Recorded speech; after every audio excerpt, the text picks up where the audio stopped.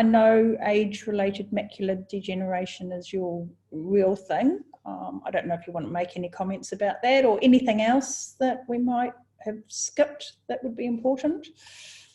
Yeah, so let me just say a quick blurb about macular degeneration. So when I got into this, I mean, I kind of had to understand the big picture. And then, as I said, I hypothesized that processed foods may be driving age-related macular degeneration. And that's what our research strongly supports, is that it is exactly that. And, you know, people that want to prevent all these diseases, including macular degeneration, need to follow these principles. And it's the exact same thing for people that already have macular degeneration. I could give a couple of quick examples. One would be, excuse me, the Japanese, for example, had 0.2% prevalence of macular degeneration in the late 1970s, but 30 years later, in 2007, their macular degeneration prevalence had elevated to 11.4%, which is a 57-fold increase. And during that time, their vegetable oil consumption averaged 9 grams a day in 1961 and elevated to 39 grams a day by 2007, which is a 4.5-fold increase. A similar thing happened in New Zealand, but it wasn't nearly as severe because the vegetable oil consumption was much lower. But in New Zealand, in 1961, vegetable oil consumption, off the top of my head, was right around 0 to 1 gram a day on average.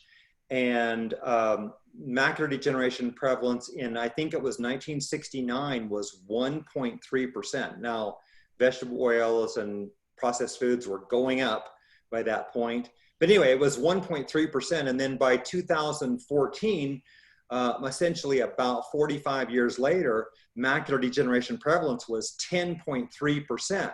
So it elevated 8-fold. Now, when you know, Susan, that when you look at these scientific studies, you know, they do these massive studies and they say, well, you know, if you do this or that, you decrease your risk of a heart attack by a massive 17%. Well, an 8-fold difference in macular degeneration in New Zealand is 700%. Yeah. A 57-fold increase in macular degeneration in Japan is 5,600%. And I'm giving you the most conservative number there is. There's other studies that would show, you know, the macular degeneration prevalence in Japan is higher than that. And I've got other examples, but I'll just say those are some examples, and that brings it close to home for the folks in New Zealand that, you know, this one. Oh, but anyway, so I don't think I mentioned, but if I didn't say it, vegetable oil consumption was around 20 plus grams a day at least in New Zealand by the early 2000s. But it's not nearly as severe, as best I can tell, as it is in most of the Western countries. Well, we have a really strong plant-based advocacy now, so I think that it's starting to be driven up a little bit, just through that, you know, stop eating animal products, so which is a bit of a concern, I think. I think it's a really important point too, because, you know, as we get older, people often stop caring so much about their nutrition. They're not so focused on maintaining their weight, and they just start thinking, oh, well, I'll start enjoy all these treat processed foods. And also in rest homes and, you know, old folks' homes, the nutrition is appalling. It's all processed. It's all processed junk, you know? Absolutely. And so the kind of quality of life really decreases, I think. So, I could not agree more. All right. Well, is there anywhere where we can find your work? I will put links to your website. I've got your full biography, which we will publish with this video. And we already have links to those 2 YouTube talks that you mentioned. So we've already got those on our website for people to be able to access them. Is there anything anywhere else are you on Twitter or Facebook, or you don't really do? No, I really haven't done that, Susan, because I really just, I guess I don't like social media very well. Yeah. But you know, our website is, I mean, the organization is Cure AMD Foundation, and we're at cureamd.org. And I know you'll link to that.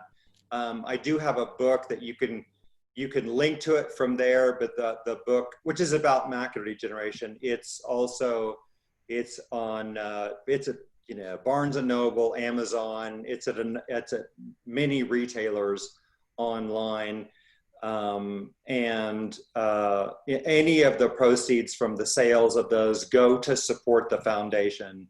As I said, I don't accept compensation for any of that, but the funds, I just want to say, do help us, and they will help ultimately, we hope, to support much more research, because I think we need tremendously more research to try to convince my colleagues, that 200,000 ophthalmologists around the world and 300,000 optometrists, and we're going to reach them primarily through the hard science, I believe, and so we need funding to get there. So anyway, I just wanted people to know that that, you know, this is an organization that is all about helping people with altruistic motives. There's nobody that's paid at our foundation at all. Oh, well, fantastic.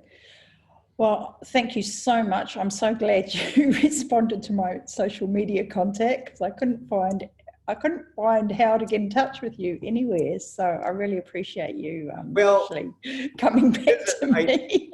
I do want to say, it was, you know, our contact button on our website at cureamd.org wasn't working at that time, right? Yeah, that's right. Yeah. So we had to get our webmaster to dig into that and get that fixed, because, by the way, everybody out there watching, listening, if you email me, I will answer you. I promise. I answer all my emails, and I, you know, try to help everybody I can. Sometimes I'm just, you know, referring them to a good source for something that helps answer their question. But I'm in this to help people, and I'm no longer practicing. So that's my goal. Oh, that's fantastic. And I think my final comment will be to people listening to this. I think this podcast would be a fantastic one to share with all their GPs and, you know, specialists and things like that, because I think there is such important information in here that we need to get spread out there. And one of the first ports of call for people is talking to their GPs and, you know, getting support for making these kinds of changes, I think. So I'd give everyone a shout out to do that. Fantastic. Well, thank you so much for your time. We've gone a little bit over time, but it was a riveting conversation. So thank you very much.